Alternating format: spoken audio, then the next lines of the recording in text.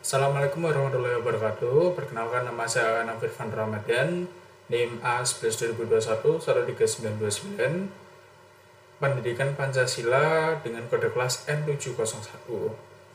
Dalam kesempatan kali ini saya ingin mempresentasikan tentang materi pendidikan Pancasila, yaitu upaya pemberantasan korupsi. Oke. Jadi pengertiannya, korupsi berasal dari bahasa Latin corruption atau corruptus, yakni sebuah dari kondisi yang adil, benar, dan jujur menjadi kondisi yang sebaliknya. Adapun kata corruption berasal dari corrumper, bahasa Latin yang lebih tua, yang lebih busuk, rusak, menggoyahkan, memutar balik, menyogok otak yang rusak, diipikat atau disuap. Dengan demikian, arti korupsi secara harfiah adalah kebusukan, keburukan, kebejatan, ketidakjujuran, dapat disuap, tidak bermoral, dan penyimpangan dari kesucian.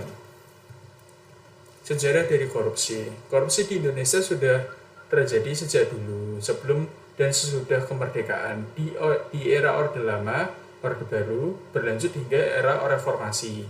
Berbagai upaya telah dilakukan untuk memberantas korupsi, namun hasilnya masih jauh panggang dari api. Periodisasi korupsi Indonesia secara umum dapat dibagi menjadi dua periode, pra-kemerdekaan dan pasca kemerdekaan. Nah, untuk pra-kemerdekaan sendiri terbagi menjadi dua, yaitu pada masa pemerintahan kekerajaan dan masa kolonial Belanda.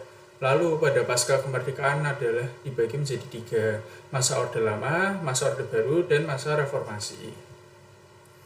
Bentuk-bentuk korupsi, yaitu yang pertama ada suap menyuap, perbuatan curang, penggelapan dalam jabatan, merugikan keuangan negara, pemerasan, dan yang terakhir adalah gratifikasi.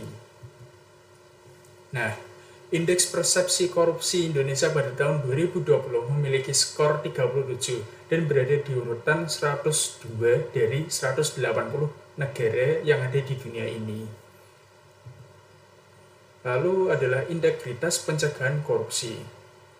Pengertian dari integritas adalah suatu konsep berkaitan dengan konsistensi dalam tindakan-tindakan, nilai-nilai, metode-metode, dan berbagai hal yang dihasilkan. Berintegritas sering diartikan sebagai pribadi yang jujur dan memiliki karakter kuat. Bersatunya antara kejujuran, konsistensi, dan keberanian untuk melakukan tindakan benar tanpa kompromi. Itu adalah salah satu pengertian dari integritas tersebut. Nah, kejujuran. Dimensi potensi integritas yang menunjukkan aspek komponen integritas pada kesadaran kebenaran dalam sikap kejujuran yang terdiri dari aspek empati, tidak mudah untuk menuduh orang lain bersalah, lack of blame, dan rendah hati, humility. Lalu selanjutnya ada konsistensi. Dimensi potensi integritas yang menunjukkan komponen integritas pada konsistensi dalam perbuatan yang terjadi dari aspek pengendalian emosi, emotional mastery, accountability, dan fokus menyeluruh, focus on the whole. Dan yang terakhir adalah keberanian. Komponen integritas pada keberanian menegakkan kebenaran secara terbuka yang terdiri dari aspek keberanian, courage, dan percaya diri, self-confidence. Berani menyampaikan sesuatu yang benar, berarti sudah sesuai aturan dan nilai. Lalu selanjutnya, peran penting dari integritas. Integritas memegang peran penting bagi generasi muda untuk mewujudkan moral bangsa dan menciptakan pemimpin yang anti korupsi. Salah satu upaya ke depan untuk mencegah korupsi adalah menanamkan nilai-nilai integritas kepada generasi muda. Yang terakhir adalah sejak dini, integritas harus sudah dikenalkan baik dari keluarga, masyarakat, lingkungan sekolah, atau kerja. Nah, ini juga ada lakukan tips 4 no.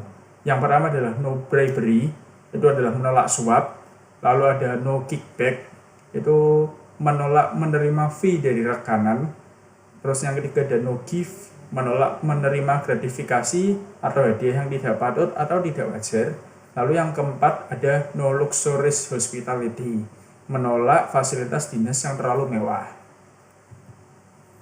Jadi sekian presentasi dari saya. Apabila ada kata-kata yang kurang berkenan, saya mohon maaf. Wassalamualaikum warahmatullahi wabarakatuh.